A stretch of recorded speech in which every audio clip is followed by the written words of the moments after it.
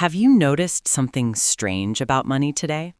People are earning more than ever before. Salaries are higher than previous generations. Comfort is everywhere.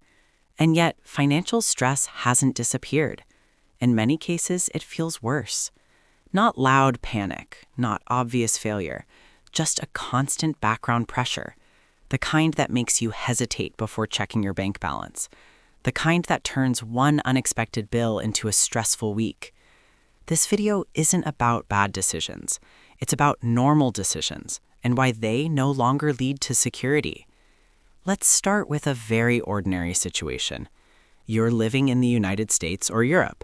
You're in your late 20s, 30s, or early 40s. You went to school. You got a job. You followed the plan. Your salary is around $70,000 a year. On paper, that's a good income. After taxes, healthcare, and deductions, you take home roughly $4,200 per month. Now, let's see where that money actually goes. Rent or a modest mortgage, about $1,500. A car payment, insurance, and fuel, around $500. Student loans or credit card balances, $400. Utilities, phone, internet, groceries, subscriptions, another $700. Before you buy anything extra, more than $3,000 is already gone. What's left isn't wealth, it's margin. And margin feels very different from security. Here's the important part. Nothing about this lifestyle looks reckless. There's no luxury car, no mansion, no wild spending. This is a socially approved life. A safe apartment, a reliable car, convenience that saves time. Small rewards for working hard. This is exactly how modern life is designed. And this is where the real problem begins. Most people believe financial trouble comes from overspending. It usually doesn't. It comes from automatic upgrading. Every time income increases, life quietly becomes more expensive. A better apartment because you can afford it now. A newer car because it feels responsible. More subscriptions because they're only $10 or $15 each. More eating out because time feels scarce. None of these feel like mistakes, but together they create something dangerous, a lifestyle that depends on your income never stopping. Let's zoom in on one simple example, a $500 monthly car payment. That doesn't feel extreme, it feels controlled, predictable. But over 5 years, that's $30,000 after tax, which means you had to earn closer to $45,000 before tax just to drive that car. Not luxury, just transportation. This is how modern finance hides cost, by breaking it into monthly pieces. The brain loves monthly payments. Why? Because the brain prefers small, predictable losses over large, visible ones. So instead of asking, how much does this actually cost me? We ask, can I afford this per month? That question feels responsible, but it quietly changes your entire financial life. Monthly thinking turns income into a treadmill. As long as the paycheck arrives, everything works. Miss 1 month, and stress shows up immediately. And here's the part people don't talk about. Income is never permanent. Jobs change, health changes, industries shift, burnout happens. But our financial structures assume stability forever. That mismatch is where anxiety comes from. Over time, something strange happens.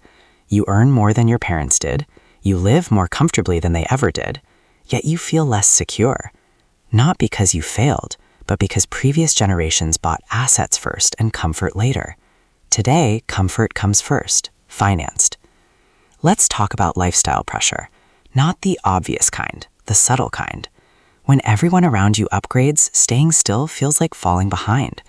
A smaller apartment feels temporary. An older car feels embarrassing. Saying no to plans feels like missing life. So people don't overspend to show off. They overspend to feel normal. There's also a system-level issue. Modern economies depend on consumption. Credit makes spending smooth. Monthly payments make prices feel smaller. This isn't evil, it's just how the system works. But it means financial security is no longer the default outcome of earning more. You have to design for it. Now, here's where perspective changes. Financially intelligent people don't live dramatically different lives. They don't hate comfort. They don't avoid spending. They don't live like monks. What they protect is flexibility. They care less about how nice does my life look and more about how fragile is my income. Flexibility means lower fixed costs, lower pressure, more room for mistakes. It means if income drops, life doesn't collapse immediately. That's the difference between feeling rich and feeling secure. This isn't about guilt. You didn't do anything wrong. You followed the rules that worked for decades. The rules just changed. Security today doesn't come from earning more. It comes from how much of your life your income controls. A good salary is supposed to make life calmer over time. If it doesn't, that doesn't mean you failed. It means the structure around your money needs attention. Not tricks, not hustle, just awareness. You already know the math. Margin is small, fixed costs are high, monthly payments are predictable, and yet the stress persists. Let's take a closer look at the psychological side of it. Humans are wired to compare. We don't just compare to ourselves, we compare to peers, colleagues, friends, neighbors. Social media amplifies this. A friend upgrades their apartment, another gets a new car, a cousin posts a fancy dinner online, and suddenly staying the same feels like falling behind. This isn't greed, it's social pressure, and it's subtle, almost invisible. You're not buying to impress, you're buying to normalize, to keep up. Now consider the compound cost of these small decisions over time.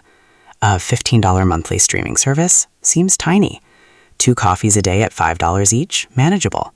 Eating out twice a week instead of cooking, $150 a month. Alone, none of these are life-changing. Together, over a year, they add up to thousands of dollars, quietly eroding your ability to save. If we zoom out to 5 or 10 years, these choices define the difference between someone who can retire early, someone who owns assets, and someone whose life is fully tied to their paycheck. Let's visualize it another way. Imagine 2 people earning the same $70,000. Person A increases lifestyle every time income rises. Bigger apartment, fancier car, more subscriptions. Margins stay small, stress remains constant. Person B keeps fixed costs moderate. Every raise goes partly to savings, partly to investments, partly to small comfort upgrades. Margin grows, stress diminishes. Both live comfortably, both work hard, but their long-term financial freedom looks completely different. Here's another hidden trap: debt disguised as affordability. Car loans, rent, or even subscription bundles give the illusion of control. $400 here, $500 there, all manageable on a monthly basis. But cumulatively, these obligations tie you down. You can't see the total cost at a glance. You think, I can afford $500 a month for this car. But over 5 years, it's $30,000 after tax. 10 years, $60,000. That's real money, silently locking you into dependency on your job. And it's not just cars or apartments. Health insurance deductibles, student loan repayments, credit card minimums, and utilities all create invisible pressure. Even small conveniences, meal kits, premium apps, online shopping subscriptions add up to a subtle, ongoing drain. This is why, even on a good salary, so many people feel financially fragile. Let's talk mindset shifts. Financially intelligent people approach income differently. Focus on flexibility, not status. They ask, if my paycheck stopped today, could I still manage for 6 months? That single perspective changes decisions. Bigger apartment? Maybe not. New car? Wait. More subscriptions? Only if truly needed. Prioritize asset building first. Instead of upgrading comfort immediately, they invest or save. They buy things that hold value or generate income, not just things that feel nice. Understand long-term trade-offs. Every $100 spent today on lifestyle is $100 less spring toward financial freedom. That simple math reframes choices. Use small wins to reinforce behavior. Even modest adjustments, reducing subscriptions, avoiding automatic upgrades, cooking at home once a week, compound over years into meaningful security. Let's make it concrete. If you take $500 a month you'd otherwise spend on lifestyle inflation and put it into a low-cost investment fund, Year 1, around $6,000 saved. Year 5, around $33,000 saved. Year 10, around $72,000 saved. Year 20, over $200,000, all without dramatic sacrifice, just awareness and consistency. Another perspective, financial pressure is cumulative. One small upgrade this year, another next year, a slightly better car, or more dining out. It feels manageable now, but over a decade it can completely erode raises, bonuses, and unexpected windfalls. In short, earning more does not equal feeling wealthier unless your life is structured around control, not consumption. Here's the key takeaway. You don't need to hate comfort. You don't need to live like a monk. You don't need extreme discipline or self-denial. You need clarity. Clarity about what your income is really buying. Clarity about what flexibility is worth. clarity about the long-term cost of seemingly small decisions. Financial security today isn't automatic, it's intentional. So the next time you get a raise, before you upgrade your lifestyle, ask yourself, how much of this increase is actually giving me freedom? How much is disappearing into obligations I don't see? If you shift your mindset this way, even modest income can give calm, security, and long-term freedom, instead of turning you into another participant on the income treadmill. That's the modern financial truth. A good salary should make life calmer over time. If it doesn't, it's not you, it's the structure. Awareness is everything. If you found this useful, hit like or subscribe for calm, analytical finance insights, the kind that actually make you feel smarter about your money, not guilty.